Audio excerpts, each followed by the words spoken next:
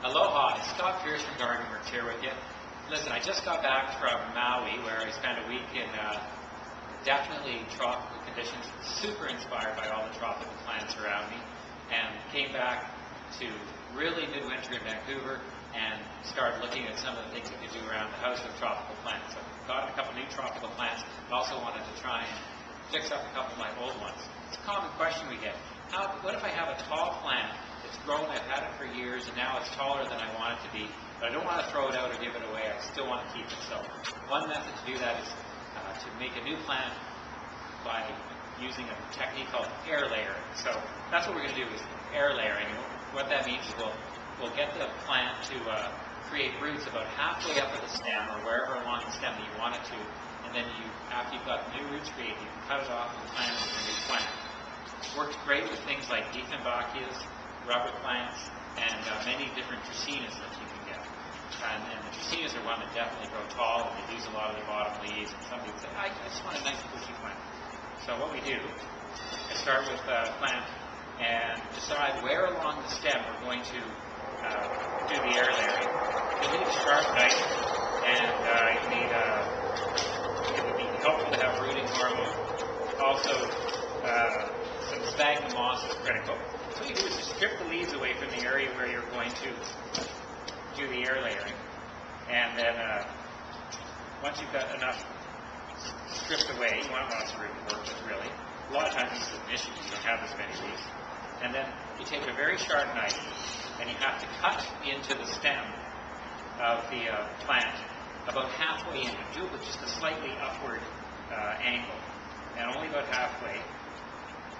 If you have your choice, ideally you want to choose, that's about halfway, you want to choose a softer stem or a younger stem because they root best. A very old stem won't root as well.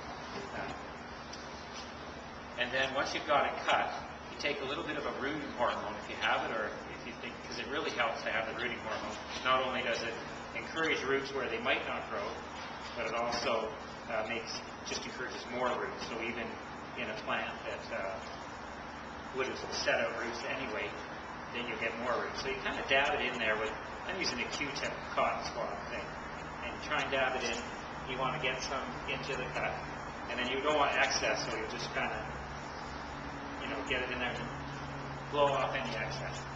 And then after that, you need to hold that little incision open. You don't want it to close up, or the roots won't grow. It'll just cement itself. So you think you're going to light it on fire, it's a magic trick. But I just use a little matchstick to pry open the incision, like that. That's almost perfect. Then you want to wrap it with sphagnum moss, and the roots will grow into the sphagnum moss. When it gets the sphagnum moss, it should be nice and wet. So you dip it in water, squeeze out the excess water so that you have a nice wet sphagnum moss, and then you wrap that around like that. And then you can actually squeeze it fairly tight. You want to be careful not to break the plant. And then you get a plastic bag or what have you, and you wrap that around. Then you get a twist tie, and you twist tie it around the bottom. Nice and tight, really. And this will hold the moisture in the sphagnum moss, as well as hold the moss tight against the stem. So you've got the bottom. It's a lot easier to do the top, I can tell you. And then you twist tie the top. So basically that's the project. Every couple weeks or so you should open it up. I'd say you'd probably check once a week. Just open up the top and make sure the sphagnum moss is still damp so that it's damp. You can just spray some water in there or just carefully pour a little water in there and then close it back up again. And then you need to leave it for a couple months anyway. It's not a really, really fast process. After it's finished, you can cut the whole thing off below where the roots are formed and repot that in a potting soil. And then you'll have the new plant with already roots on it, and then it'll just continue to grow. And you'll have the old plant that'll be cut back fairly hard, and you'll hope for new growth to come out of that. So you might have two nice compact full plants. So that's air layering in a nutshell. Hopefully you pick something up from that.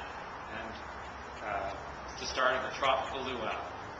Thanks very much.